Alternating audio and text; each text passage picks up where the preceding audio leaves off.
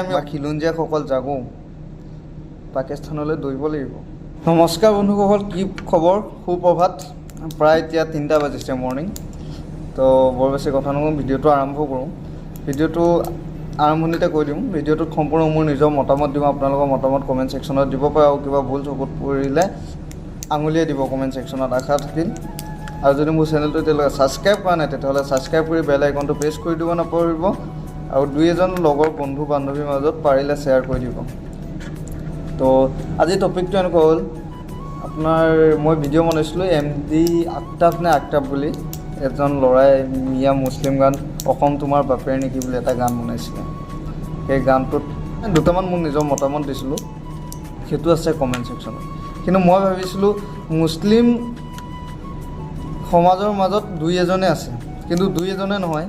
বৰ্তমান সময়ত ইনষ্টাগ্ৰাম মই চাই আছোঁ, বহুতে সেইটো গানৰ ৰিলচ বনাইছে, বহুত উদণ্ড যুৱক কিছুমানে বনাইছে। তাৰ দ্বাৰা প্ৰমাণ হয় যে পুৰণা মুছলমানসকল খুব কমি গৈছে। যিসকলে আমাৰ অসমখনৰ কাৰণে মৰিব পাৰিছিলে, তেনেকুৱা ধৰণৰ মুছলমান জনজাতি খুব কমেই আছে। কাৰণ তাক ডিছলাইক কৰা বস্তুটো লাইক কৰিছে, নিজে ক্ষেত্ৰত গৈ ৰিলচ বনাইছে, তাক ছাপোৰ্ট কৰি আছে। গতিকে 85%য়ে সেইটো বিচাৰে আৰু সেইটো ভুল কৰি আছে, ৰিলচ বনাই আছে। বহুত দেখিছোঁ উদণ্ড যুৱক কিছুমানে অসম তোমাৰ বাপেৰ নেকি। তো বেয়া লাগিছে, খং উঠিছে। আৰু তিনিটোক একো ক'বও নোৱাৰোঁ, কাৰণ তিনিটোক কৈ লাভ নাই। বৰ ৰিলচ বনাই আছে, এটাকটো জেলত খাই আহিলে, জামিন লৈ আহিলে, আকৌ সিও গান বনাই আছে। সি হ'লেও এবাৰ মানা কৰা নাই যে এইটো গানত ভিডিঅ' নবনাব, কিয়? সি পাব্লিচিটি পাই আছে। চব পলিটিক্স। অসম যেতিয়া তাৰ গানটো শুনিছিলোঁ, মই ভাবিছিলোঁ 2-এজন চাগে মুছলিম জনসাধাৰণৰ মাজত এনেকুৱা আছে। কিন্তু ভিডিঅ'টো চোৱাৰ পিছত, এতিয়া ৰিলচবোৰ চোৱাৰ পিছত মই গানটোত গৈ পেলাই চাইছিলোঁগৈ, বহুত কিছুমানে ৰিলচ বনাই আছে। কি মানে অসমৰ খিলঞ্জীয়াসকলক বাৰে বাৰে কৈ আছে মিয়া জাগিলে অসম পাহৰি যাবানে, তেনেকুৱা কিবা এটা মই ইমান ধ্যান দি শুনা নাই। তেওঁলোকক কৈছোঁ, ডাইৰেক্টলি কৈছোঁ, আমি যদি অসমীয়া জাগো নহয়, মুছলিম সমাজৰ পৰাও 20% হ'লেও মানুহ আমাৰ তাত ছাপৰ্টত থাকিব। তোমালোকে কি বুলি ভাবিছা? আমি ভয় খাই আছোঁ নেকি, নে আমি খাৰু পিন্ধি আছোঁ?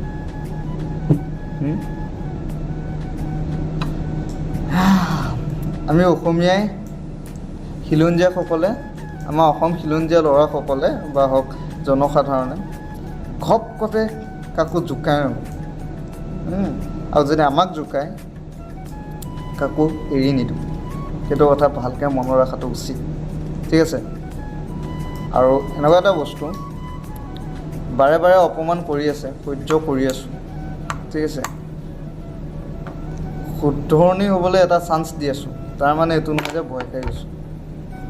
এবাৰ যদি আমি অসম জাগিও, অসমৰ ল'ৰাসকল জনসাধাৰণ, আমাৰ খিলঞ্জীয়াসকল জাগো পাকিস্তানলৈ দৌৰিব লাগিব।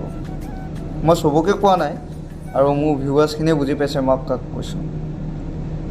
কাৰণ আমি যদি অসমীয়া জাগো, এই মুছলিম সমাজৰ পৰা 20% হ'লেও আমাৰ বেক চাইডত আহিব, ঠিক আছে? আৰু সেই 20%য়ে আমাৰ, বাকী 80% যিখিনিয়ে সেইটো হোৱাটো বিচাৰি আছে, সিহঁতক কি কৰিব লাগে জানো আমি,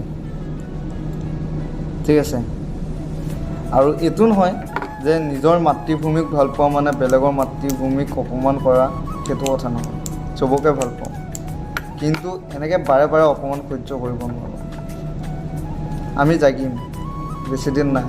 আৰু যোনে যোনে দেখাই আছে মিয়া জাগিলে অসম পাহৰি যাব, কিন্তু অপেন চেলেঞ্জ কৰিছোঁ, আহিবি এবাৰ গামোচাখন এবাৰ ভৰি মুচি চাবি, দেখাই দিম অসমীয়া কি বস্তু। জয় আই অসম ধ্বনিত কিমান পাৱাৰ আছে দেখাই দিম, ঠিক আছে?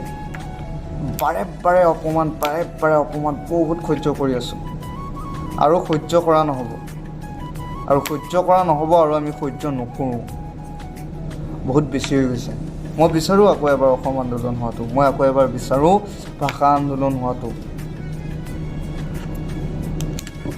বহুত আন্দোলন হৈ আছে আৰু হ'ব। আৰু আমাৰ এই মুছলিম জেগাৰ কথা কৈ আছে, যিদিনা আমাৰ অসমীয়া খিলঞ্জীয়া ভূমিপুত্ৰ যিদিনা জাগিব, সেইদিনা তোমালোকে ক'ত যাবা বতাহত